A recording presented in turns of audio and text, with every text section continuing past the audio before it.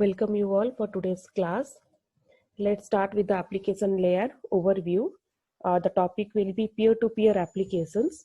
Moving towards our next slide. As you can see here, the peer-to-peer architecture, there is one diagram. Already we have been used this diagram many days ago. So now what we can see here, there are many variety of networks are present. The first one will be your mobile network where all the devices are there. There is one home network where all the devices has been connected. Then again one more network is there which is also known as your enterprise network.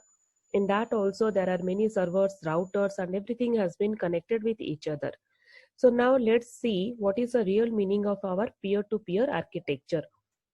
So in this peer-to-peer architecture, the first point always it will be no always on server. It's not dependent on the server. The first thing is in the peer-to-peer architecture, it is not dependent on the server. It can send the message from one network to another network by connecting through this peer-to-peer network. So how it is going to communicate? The communication process is known as your arbitrary end system. Okay, through arbitrary end system, it is going to directly communicate from one system to another system. The connection between one device to another device without the use of your server is known as your arbitrary end system. And in the same time also you can see this one network is here, and from this network simultaneously it can connect to, there are two more devices also. So this kind of connections is known as your peer-to-peer, and also the communication process is known as your arbitrary end system. The next point, peers request service from other peers, provide service in return to other peers. So what is going to happen here? First the peer will request to the service from the other peers. So this is one peer network, and from this peer network it is going to request to another peer network to have the connections. So in this way they are going to get the acknowledgement back without the use of your server. So this is known as nothing but your self scalability. And in this self scalability, the new peers will bring the new service capacity. How the new services will be there, if anything, any new service it will demand that I have to connect with this network for the some of the purpose and all. So that is known as your self scalability. And by using that self scalability, it is going to connect with other devices by using this peer-to-peer architecture. And also one more point is there, these peers are intermittently connected and change IP address. So what will happen is, let's take the example of this car. It has been connected, this network has been connected with this desktop, and again this one is also connected with one laptop. So when it connected with this desktop, there will be the IP address of this, but in the same time when it will connect with your laptop, the IP address will get changed. So this is known as your complex management. It is very hectic to identify the IP address from where peer-to-peer network it is getting connected. So where and all we can utilize this, the example will be peer-to-peer file sharing, where you are using the BitTorrent. Mostly you know about this word. And the streaming, these all are the streaming lines, and the VoIP if you are going to do any video conferencing and all. So in DC, these all are the examples of your peer-to-peer file sharing, peer-to-peer communications. Now moving towards the next slide, as you can see here, we have to find out how the file distribution is having in your client server also and versus your P2P. Which one is quite easy to send the file distributions? So now one question will arise. This kind of question you may find in your exam. So there will be one formula. By using the formula, you have to solve the question. What is the question now? How much time to distribute file? The size is F from one server to n peers. So what we got here, there will be one server and there will be n number of peers. So what we are going to do, we have one file which is having the size F, and we are going to distribute among your n peers. So whenever we will distribute all these kind of files, there will be one upload and download capacity. There will be one upload and download capacity, but it has to, as it is a peer connectivity, it will have some limited resource. It will not have more resource. So how we are going to do?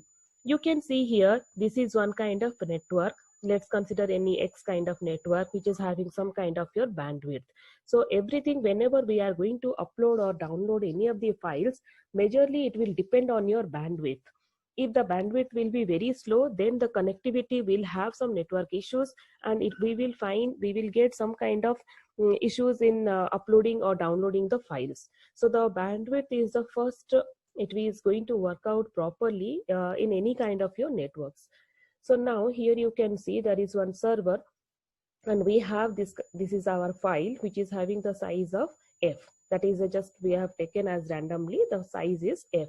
So now what is happening here, this us, in the sense from the server we are going to upload. Okay, so that we have notified as your us. So u is your upload, s will be your server. So from server we are going to upload the data inside your network. Then what will happen? So if there will be n number of devices, if there will be some peer number of devices, what will happen? We have to distribute. How we are going to distribute? We have to take, let's take, there are the n peers numbers, n peers networks are there or systems are there. Let's start it from 1 to n. So for the first system, we have to notify for the uploading data values will be u1. For the next one, it will be u2. For the next one, ui. But for the next one, un. Similarly, for uploading, if we are taking as u, then for downloading capacity we should use as d1. Similarly, for the first one, as uploading is u1, the downloading also has to be d1. Then it will vary from d1 to dn. So this is a diagram where it is showing you that how we are going to distribute the file among your peer networks. Now let's moving towards your file distribution inside your client and server. There we have, in the last slide we saw that how we are going to give towards your peer network, but here it is a client server network. So what is happening here? The server transmission, it has to be sequentially send the files, n file of copies.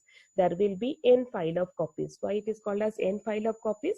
Because as per the question we have got that there will be n peer network. So it means that there will be variety of n systems where we have to send the files. So if there are n peer networks, then the file distribution also will be of your n file copies. So here what will be the formula? Time to send one copy. If we are taking time to send one copy, the file size is f, then it will be f divided by us, the uploading capacity of your server. So if time to send for your n copies will be how much? N has to be multiplied with this. So n into f divided by us. Us is nothing but upload capacity of your server. So this diagram, same diagram, it has been repeated over here. Now in your client side, how will be your download capacity? So each client must download the file. So if d will be your minimum, so what is the meaning of d? We have taken here the minimum client download rate. So download rate, let's take it as your d minimum. So minimum client download time, how much it has to be? If we have notified it as d minimum, we have n file size is f. So how much will be the download time? So download time will be f divided by d minimum. This is our formula.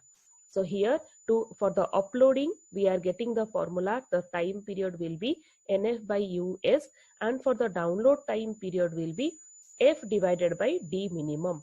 So here if you want to find out, if the question says you to find out time to distribute f to n clients using the client server approach, then what you are going to do? We have to distribute, right? So d client to server will be always greater than equal to maximum of this one and this one. Whatever the values will be maximum, that you are going to find out. Okay, so in this way always you have to find out if there will be any kind of file distribution time the question will be says you are going to find out in this way. So now next moving towards the same formula, if we are going to apply for the peer-to-peer, how the formula will be designed. So for the server time transmission, we have discussed that it is a uploading the data. So here the time to send one copy will be how much? Similarly, as per your client and server architecture, it will be same as per your peer-to-peer also. So the file size divided by uploading capacity of your server. What will be about your client? Similarly, each client has to download one copy. So minimum client download time will be the file size F divided by D minimum. So now how we are going to find out the time to time distribute F to N clients using your peer-to-peer approach. So the formula will be, so here you can see D value, we are distribution values we are going to find out. Peer-to-peer network has to be always greater than maximum of your, this is what the first term F by US, that is nothing but your uploading time. The next one will be your client time. Okay, this is your download time. What is the next one? What is that? The summations we have to find out. What kind of summation we are going to find out? The aggregate must download NF bits because there will be N pair of networks. So we have to always find out the NF bits. If we are finding out the NF bits, then what will be our maximum upload rate? So the maximum upload rate always it will be US uploading the capacity of your server plus how many in how you can see here the diagram, how many devices we have connected. There are n number of devices which has been started from 1 to n. So what we are going to do, we have just notified it as your summation of UI. Here you can see UI, UN also you can write, nothing wrong in that. So that also we have to find out.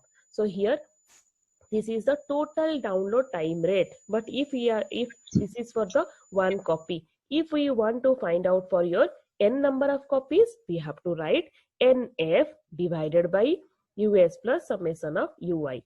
So the maximum values out of these three, whatever you are going to get the answer, that will be for your distribution value towards your P2P.